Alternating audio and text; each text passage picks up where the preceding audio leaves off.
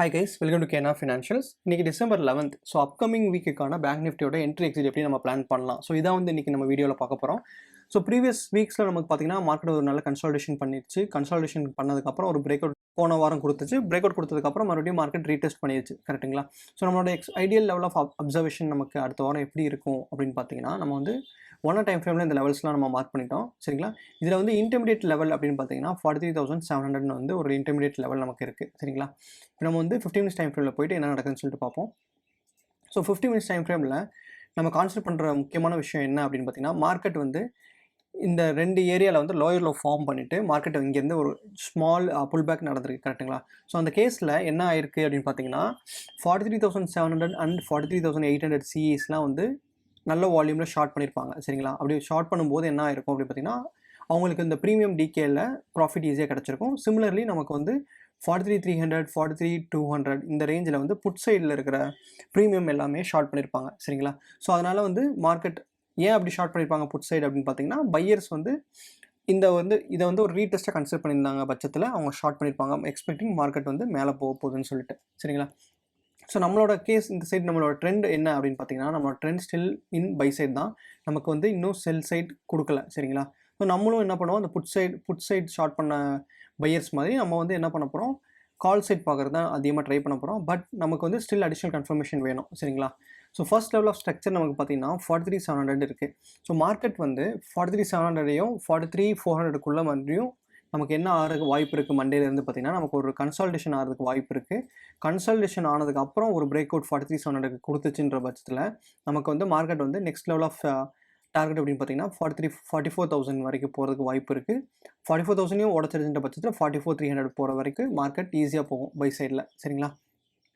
So இதுவே வந்து நம்ம செல்லிங் சைடு நம்ம எங்கே பண்ண போகிறோம் அப்படின்னு பார்த்தீங்கன்னா, செல்லிங் சைடுக்கு வந்து நமக்கு ஒரு ப்ராப்பர் ஸ்ட்ரக்சர் இங்கே இருக்குது. கிட்டத்தட்ட பார்த்தீங்கன்னா 43,400லேருந்து 43,350 வரைக்கும் நமக்கு வந்து ஒரு ஸ்ட்ராங் பையர்ஸ் லெவல் இருக்குது. சரிங்களா? இப்போ சப்போஸ் மார்க்கெட் வந்து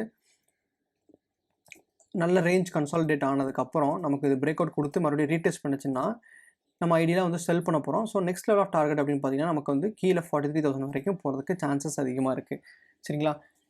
ஸோ இப்போ மார்க்கெட் வந்து அப் ட்ரெண்டில் இருக்கனால நம்மளால் செல் இமீடியட்டாக பண்ண முடியாது. ஸோ செல் ஸ்ட்ரக்சர் வர்றதுக்கு நமக்கு இது மாதிரி ஒரு ரீடெஸ்ட் இருந்தால் மட்டும் தான் நம்மளால் செல் பண்ண முடியும். அப்படி இல்லைனா செல் பண்ண முடியாது. சரிங்களா? ஸோ மண்டே பாசிபிலிட்டி இதுதான் வந்து நமக்கு இருக்க போகுது. ஸோ இப்படி தான் மார்க்கெட் ரியாக்ட் ஆக போகுது. இப்போ சப்போஸ் எனி பிரேக் அவுட் இப்போ 43,700 பிரேக் அவுட் பண்ணிவிட்டு மறுபடியும் மார்க்கெட் ரீடெஸ்ட் பண்ணிச்சு, இல்லை இந்த ஏரியாவில் கன்சால்டேட் ஆகிடுச்சுன்ற பட்சத்தில் நம்ம நெக்ஸ்ட் மறுபடியும் வந்து இந்த பிரேக் அவுட்டை தான் ட்ரேட் பண்ண போகிறோம். ஸோ மோஸ்ட் ப்ராபப்லி மார்க்கெட் வந்து பை சைடில் இருக்கிறனால நம்ம என்ன பண்ண போகிறோம் அப்படின்னு பார்த்தீங்கன்னா, ஒரு பையிங் ஆப்பர்ச்சுனிட்டி தான் பார்க்க போகிறோம். ஸோ நம்மளோட ஃபர்ஸ்ட் லெவல் ஆஃப் டார்கெட் எப்பயும் போல் 44,000 தான் இருக்க போகுது. செகண்ட் லெவல் ஆஃப் டார்கெட் 44,300 கிட்ட இருக்க போகுது. சரிங்களா? ஸோ இதான் வந்து பேங்க் நிஃப்டியோட ஸ்ட்ரக்சர். ஸோ பேங்க் நிஃப்டி வந்து ஒரு நல்ல ரீடெஸ்ட்டில் இருக்குது. ஸோ இந்த ரீடெஸ்ட்லேருந்து மறுபடியும் மார்க்கெட் மேலே போகிறதுக்கு அதிக சான்சஸ் இருக்குது. செல்லிங்க்கு நீங்கள் அடிஷனல் கன்ஃபர்மேஷன் வச்சு தான் நம்மளால் செல் பண்ண முடியும். சரிங்களா? ஸோ இதான் வந்து பேங்க் நிஃப்டியோட அனாலிசிஸ். ஸோ நெக்ஸ்ட் நம்ம வந்து நிஃப்டி பார்ப்போம். ஸோ நிஃப்டிக்கு நம்ம எப்படி பண்ணலாம்னு பார்ப்போம். ஸோ இதான் நிஃப்டி சார்ட். சரிங்களா? ஸோ ஓகே, ஆல்ரெடி லெவல்ஸ் வச்சுருக்கேன். ஸோ இப்போ இந்த கேஸில் நீங்கள் பார்த்தீங்கன்னா என்ன ஆயிருக்குன்னு நான் உங்கள்கிட்ட தெளிவாக சொல்கிறேன். பார்த்தீங்களா? இப்போது நிஃப்டி வந்து ஒரு சேனலில் வந்து மார்க்கெட் கீழே வந்துகிட்டே இருக்குது. சரிங்களா? இப்போ நிஃப்டி ஃபர்தராக கீழே வரணும் அப்படின்னா மறுபடியும் மார்க்கெட் வந்து 18,550 வரைக்கும் வர்றதுக்கு சான்ஸ் இருக்குது. ஸோ எப்படி சொல்கிறேன் அப்படி பார்த்தீங்கன்னா, ஒரு சேனலில் வர மார்க்கெட் வந்து எப்பயுமே இந்த மாதிரி தான் ரியாக்ட் ஆகும்.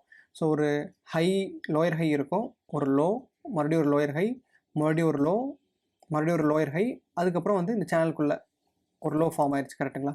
ஸோ இப்போ அடுத்து ஆப்வியஸாக வந்து நிஃப்டி என்ன பண்ண போகுது அப்படின்னு பார்த்தீங்கன்னா, நமக்கு மார்க்கெட் இங்கிருந்து மேலே வரப்போகுது. ஸோ வரும்போது நமக்கு எங்கே வந்து நிற்கிறதுக்கு வாய்ப்பு இருக்குது அப்படின்னு பார்த்தீங்கன்னா 18,550. ஸோ இப்போ 18,550ல் நமக்கு வந்து ஒரு ஸ்ட்ராங் ரிஜெக்ஷன் இருந்துச்சுன்ற பட்சத்தில் நமக்கு மார்க்கெட் மறுபடியும் என்ன ஆக போகுது அப்படின்னு பார்த்தீங்கன்னா கீழே வரும். ஸோ கீழே வரும்போது எது வரைக்கும் வரும் அப்படின்னு பார்த்தீங்கன்னா மறுபடியும் 18,450 வரைக்கும் வரதுக்கு சான்சஸ் அதிகமாக இருக்குது. சப்போஸ் இந்த இடத்துல மறுபடியும் வந்து சப்போர்ட் எடுத்து வச்ச பட்சத்தில் நம்ம வந்து என்ன பண்ணுவோம், இது வந்து டபுள் பாட்டம் கன்சிடர் பண்ணுவோம். ஸோ இங்கேருந்து மார்க்கெட் வந்து ரிவர்ஸ் ஆக போகுது.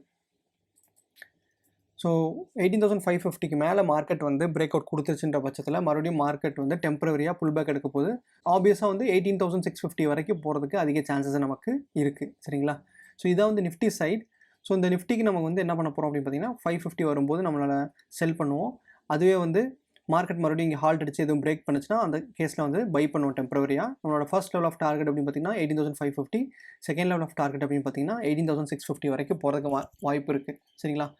ஒன்ஸ் மார்க்கெட் அங்கே போயிடுச்சுன்ற பட்சத்தில் நமக்கு வந்து ஒரு சப்போஸ் இங்கேருந்து மார்க்கெட் பிரேக் அவுட் கொடுத்து 18,650 போயிடுச்சுன்ற பட்சத்தில் நமக்கு வந்து பார்த்திங்கன்னா ஒரு டபிள்யூ பேட்டர்ன் ஃபார்ம் ஆயிருக்கும். ஸோ டபிள்யூ பேட்டர்ன் நம்ம கன்செப்ட் பண்ணலாம். டபிள்யூ பேட்டர்ன் ஃபார்ம் ஆயிடுச்சுன்ற பட்சத்தில் நமக்கு வந்து இது ஒரு நெக்லைன் ஆக்ட் ஆகும். சப்போஸ் இது நெக்லைன் ஆக்ட் ஆயிடுச்சுன்னா நமக்கு வந்து இதிலிருந்து மார்க்கெட் வந்து என்ன ஆக போகுது அப்படின்னு பார்த்தீங்கன்னா மேலே போகிறதுக்கு அதிக சான்சஸ் இருக்குது.